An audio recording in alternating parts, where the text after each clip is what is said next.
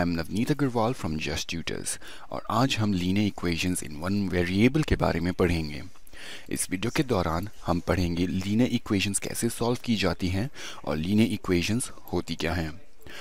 आगे बढ़ते हुए ये कुछ वार्म अप क्वेश्चंस हैं जो आप ट्राई कर सकते हैं। इन क्वेश्चंस को करने के लिए आप वीडियो को पॉज करें और फिर स्टार्ट कर आंसर्स चेक कर सकते हैं। जब आप पहले क्वेश्चन को सॉल्व करेंगे यानी 12 को जब आप 34 से ऐड करेंगे तो आपका आंसर आएगा 46 और जब आप -12 को 34 से ऐड करेंगे तो आपका आंसर आएगा 22।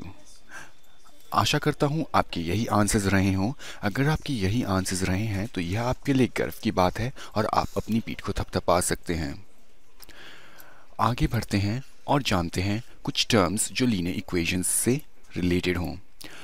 जैसे कि आप देख सकते हैं, फर्स्ट है टर्म यानी कि वो इंडिविजुअल नंबर या वेरिएबल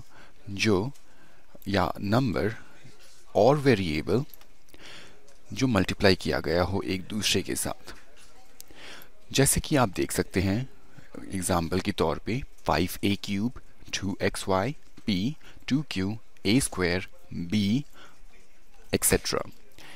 जब भी हम टर्म्स की बात करें तो टर्म एक कांस्टेंट हो सकता है यानी कि एक नंबर जिसकी वैल्यू तय हो, जैसे कि 3, 10, पाई, 4, 5, या फिर टर्म हो सकता है प्रोडक्ट ऑफ अ नंबर और वेरिएबल यानी कोएफिशिएंट के साथ एक वेरिएबल यानी वो टर्म जिसकी वैल्यू हमें पता ना हो। जैसे आप इधर एग्जांपल में देख सकते हैं -3x और 11y।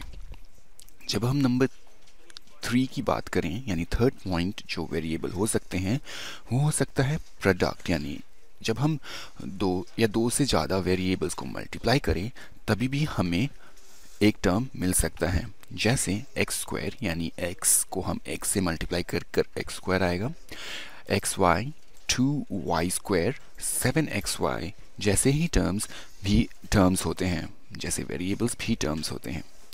आगे हम जानते हैं टर्म्स किस प्रकार के होते हैं।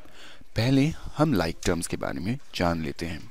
लाइक टर्म्स वो टर्म्स हैं जैसे कि जो डिफर बस न्यूमेरिक कांस्टेंट पे करें, यानी उसका जो नंबर उसके आगे हो वो ही डिफरेंट हो मगर वेरिएबल बिल्कुल सेम।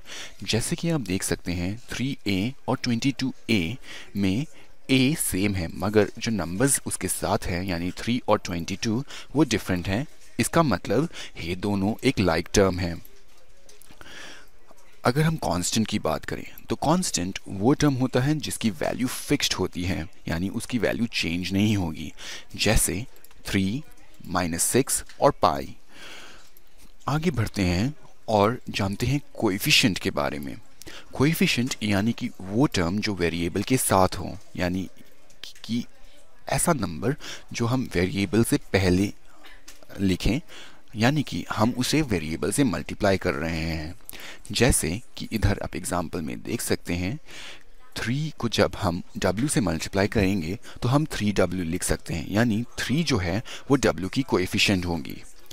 जब अब हम एक्सप्रेशंस की जब बात करें तो एक्सप्रेशन वो चीज़ होती है जो दो टर्म्स को कंबाइन करके बने। जैसे कि आप देख सकते हैं इधर 3x + 4ab + 5a + 17 और p - 5। वैसे ही जब भी हम दो या दो से ज़्यादा टर्म्स को हम ऐड सब्ट्रैक्ट करें तो हम उसे एक्सप्रेशन कह सकते हैं। आगे हम जानते हैं वेरिएबल्स क्या होती है। फिर वेरिएबल्स यानी कि वो चीज़ जो कि एक सिंबल हो और हमें कुछ एक्सप्रेशन में नंबर की जगह पर हम यूज़ कर सकें। ये चीज़ हम इक्वेशंस में भी यूज़ कर सकते हैं। ये वैल्यू नंबर से चेंज की जा सकती है।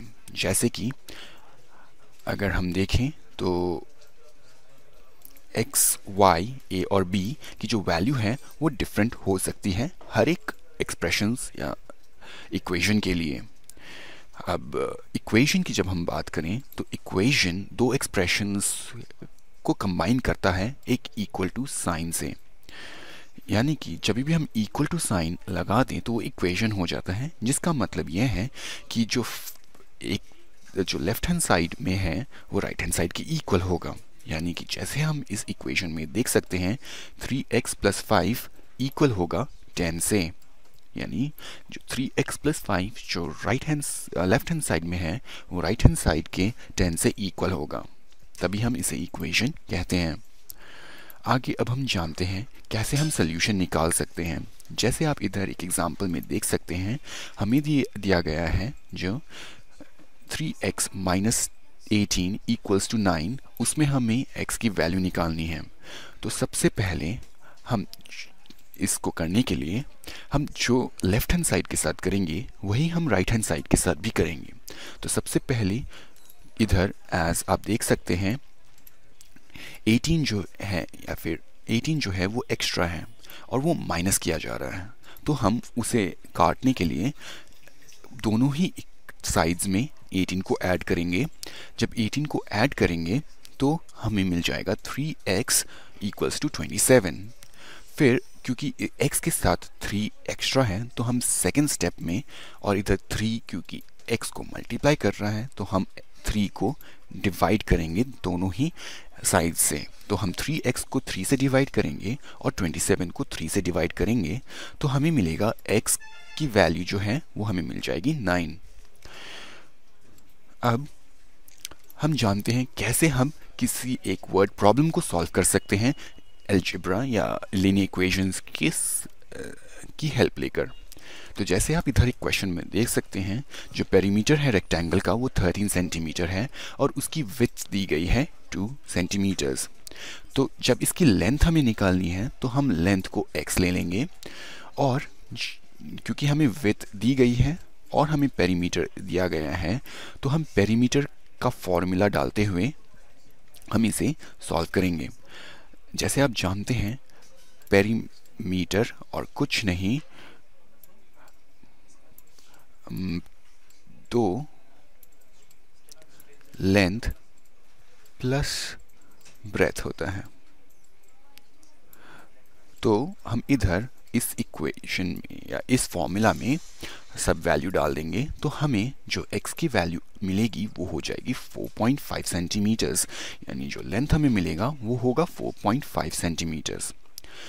आगे बढ़ते हैं और यह कुछ प्रैक्टिस क्वेश्चंस हैं जो आप ट्राई कर सकते हैं। इन 2 प्रैक्टिस क्वेश्चंस को करने के लिए आप वीडियो को पॉज करें और फिर स्टार्ट कर आंसर्स चेक करें। आशा करता हूँ आपके यही आंसर्स रहे हों। अगर आपके यही आंसर्स रहे हैं तो यह आपके लिए गर्व की बात है और आप अपनी पीठ को थपथपा सकते हैं। अब ये कुछ और प्रैक्टिस क्वेश्चंस हैं जो आप ट्राई कर सकते हैं। इन्हें ट्राई करने के लिए फिर आप वीडियो को पॉज करें और फिर स्टार्ट कर आंसर्स चेक कर सकते हैं। आशा करता हूँ आपके क्वेश्चन नंबर 3 का आंसर यही रहा होगा और क्वेश्चन नंबर 4 का आंसर यही रहा होगा। अगर आपके यही आंसर्स रहे हैं तो यह आपके लिए गर्व की बात है और आप अपनी पीठ को थपथपा सकते हैं। Thank you for watching the video and for more log in to justtutors.com।